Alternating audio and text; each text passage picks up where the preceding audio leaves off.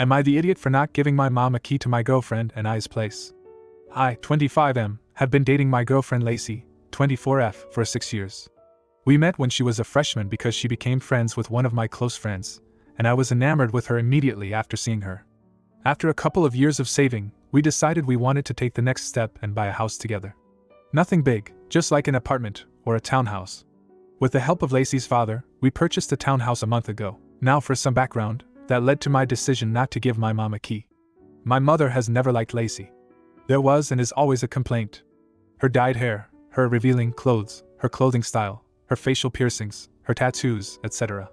The most recent complaint is that Lacey only works a few part-time hours while I work full-time. Lacey is a PhD neuroscience student, but even if she wasn't a student, it's not her business how our dynamic works. If she can't act amicably towards my other half, who has been nothing but kind to her, then I don't want her having access because I know she will intrude. On to the issue. 2 weeks ago, we held a housewarming party for our parents after we were mostly settled in. After dinner, while we were all drinking coffee in the living room, my mom asked me when she would be getting an emergency key. I told her we gave it to our friends because they are closest. That's a lie, we gave one to Lacey's parents. She got upset, saying emergency keys are for family only and she needs one. I told her she didn't need one, and if something happened, my friends had access. I could tell it upset her, but she stopped. The next day I got a call from her, and when I answered, she was wailing, saying she knew Lacey was up to this. I told her it was both of our decisions to give the key to our friends, and that Lacey isn't an evil villain conspiring against her. She then switched to anger, saying I can't cover for her all the time, to which I hung up. Ever since I have been getting guilt-trippy texts from my mother and my father about me breaking her heart because I'm shutting her out. Am I the idiot? Is it really that bad she does not have a key? Edit/update. Well, I took the advice of the comments. I texted my mom something along the lines of, "No, you will not be getting a key, and that is my decision alone based on your treatment of Lacey through our entire relationship. I do not want to make her feel unwelcome in a home that she also owns. You and I both know that you will go snooping and show up uninvited, and I will not tolerate that. You need to let go of this competition between you and Lacey because I will always choose Lacey. But much longer. I'm getting chewed out, but the alternative is my girlfriend and I being walked all over, so." Update 2. I tried to talk to my dad about it since my mom is just on an angry rampage. No luck. My mother has escalated to calling/texting Lacey to insult her, so I'm just blocking them both for now. I sent my mom a final text letting her know I was disappointed that she couldn't consider anyone else's feelings but hers, and if I decided to reach out again it would be on my time, and that I wouldn't hesitate to reblock if she spoke to Lace like that again. Now for a few comments before another update. Not the idiot, but please no. You would be an idiot if you gave your mother a key at this point. Adult temper tantrums like this are unacceptable and your boundary is beyond reasonable. I hope it's clear to you, but it's very clear to me that this has nothing to do with an emergency key, and everything to do with your mom being unable to get what she wants. Comment 2. Not the idiot. Your mother is doing an excellent job of demonstrating why you should never give her a key under any circumstances.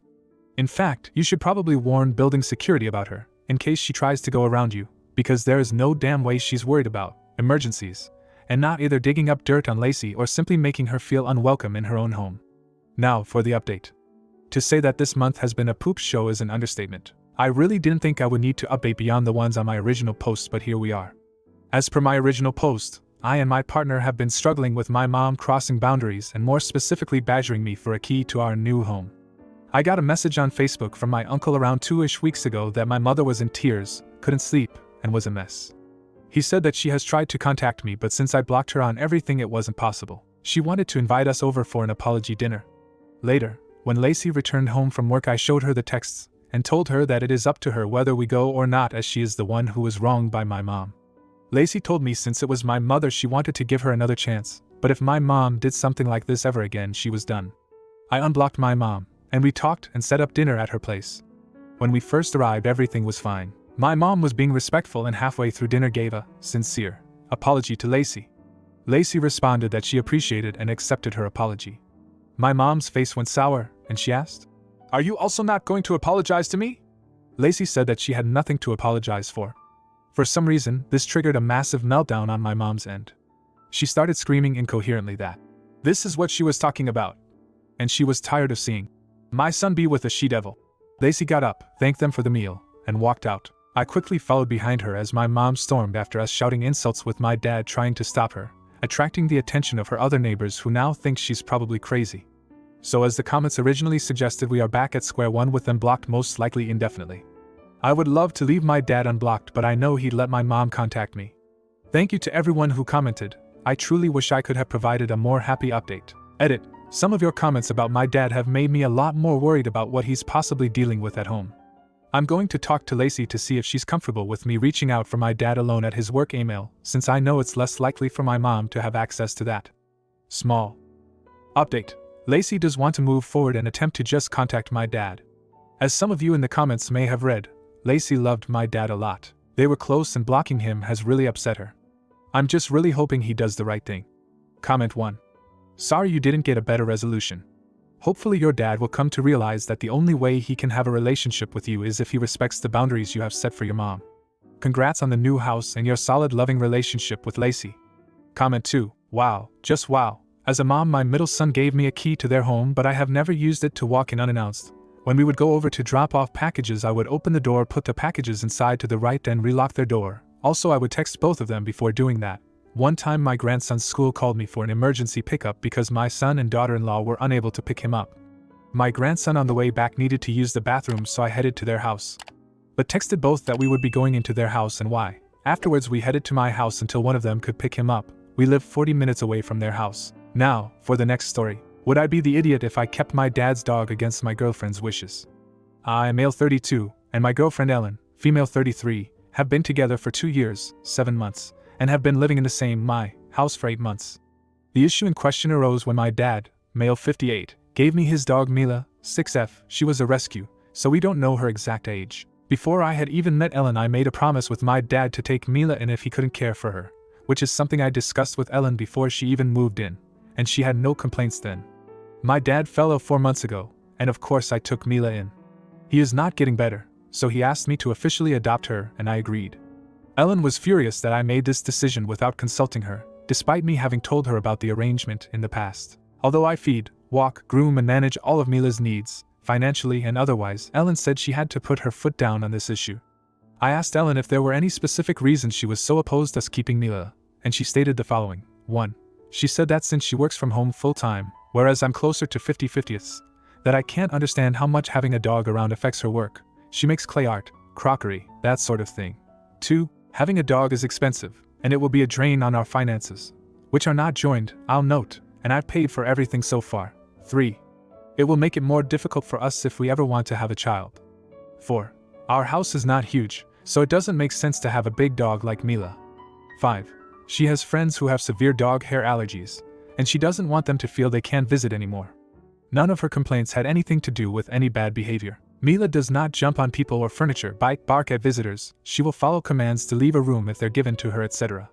I see that these are reasonable objections to not taking Mila in, but I stayed firm in my position. Ellen said that if I loved her, I would make other arrangements, and at this stage I was getting a bit angry, so what I said next may have been a little harsh. I told her, "Love has nothing to do with this. My first responsibilities are my dad and Mila, and nothing you say will convince me to send her away. If you seriously can't cope with that, you can get out of my home." Ellen burst into tears at this and left to go stay with her mom, citing that I clearly need time to think this over. A bunch of her friends who know me have been telling me that I'm a total AH for prioritizing a dog over my girlfriend of nearly 3 years. But my own friends have been telling me to stand my ground. Ellen has been radio silent, has not come home and is not responding to my texts. So I guess I'm looking for some unbiased opinions on the matter. Would I be the idiot if I kept Mila? Now for a few comments before the update. Not the idiot. You made a commitment to your dad, and you're honoring it. She should have some more empathy for the situation. I'd get a new girlfriend before I got rid of that dog. Comment 2. Not the idiot. You clearly communicated the plan prior to her ever moving in. On top of that, does she consider the reason you're taking in the dog the illness of your father? It's pretty inconsiderate for her to make this situation about her when you're doing a solid for your sick dad. If you already had a dog before she moved in, would she not have moved in? Would she have told you to give up your dog? I don't think so. Now for the update. So I guess it's customary to give an update on these things, and since a few people started following me after my previous post, I figured I ought to finish the story. It's only been a few days, but a lot has happened. Ellen finally agreed to meet up earlier today. Ironically, though people were telling me to break up with her, she beat me to the punch. We talked over coffees for a few hours, and what many of you suggested was true. Her real reason for not wanting to keep Mila was separate from all of the ones she offered me. She said that she thinks I've just changed too much since we got her, and when I asked what she meant, she stated that I'm less passionate and engaged with her than before. I don't really know if I can do anything with that, whether it's to do with the stress of my father's condition or not, but she basically said I'm not the person she fell in love with anymore. She's packing up her things even as I type this. It's hard in a way I can't describe, like all of a sudden I'm losing all of the people I love. But I also know that I can't control her decision to leave if that's what she wants. In brighter news, Mila is doing well. Some of you were concerned that Ellen might spirit her away, but she's still very much around. I brought her to the Hospital Park area to see my dad and she was over the moon to be with him again, so I'll probably keep that up as long as he's able. I've also taken up the recommendations to find a doggy daycare for the days I'm in the office. I'll start dropping her off there next week, and if all goes well I'm sure she'll make plenty of friends. There isn't much else to say, other than thank you. There's been an enormous amount of love and support coming from this subreddit. People were sending dozens of heartfelt messages. I even had to turn my phone off because all the notifications were too much of a distraction at work. I wanted to let you know all your kind words mean so much to me, even if I felt a little too awkward to respond to most of the messages. It's a strange and difficult time all around for Mila and I, but we'll try and navigate it as best we can. That's all, I suppose. Thank you for your time. Comment 1. So, basically, she's blaming the dog when it sounds to me like her real issue is a stunning lack of empathy for the fact that it sounds like you are losing your dad, which, as someone who is going through something similar with an aging parent, I'm so sorry, OP. Seriously, though, this is not about a dog. This sounds a lot like her expecting you to put her before literally everything, even when she didn't object to what you told her before she moved in. And even when she knows you are losing your dad and Mila is a part of your dad. As much as it hurts right now, honestly, she's showing you who she is. She is showing you that she isn't up for any kind of flexibility when things get hard or sad. I know it's hard now, but in the end, think about things like having kids with her, and so on. If she thinks the dog is disruptive and reduces direct engagement and passion, just wait until she has a kid. And no, becoming a parent doesn't mean you are no longer an individual with wants and needs, but it does mean that you have to be flexible and willing to reprioritize at times. Comment 2. So she never thought that maybe you're currently not passionate and engaged because you're losing your father? I know this hurts, but you will be much better in the long run without this selfish partner. If you enjoyed today's video, don't forget to drop a like. It really helps the channel grow. See you next time.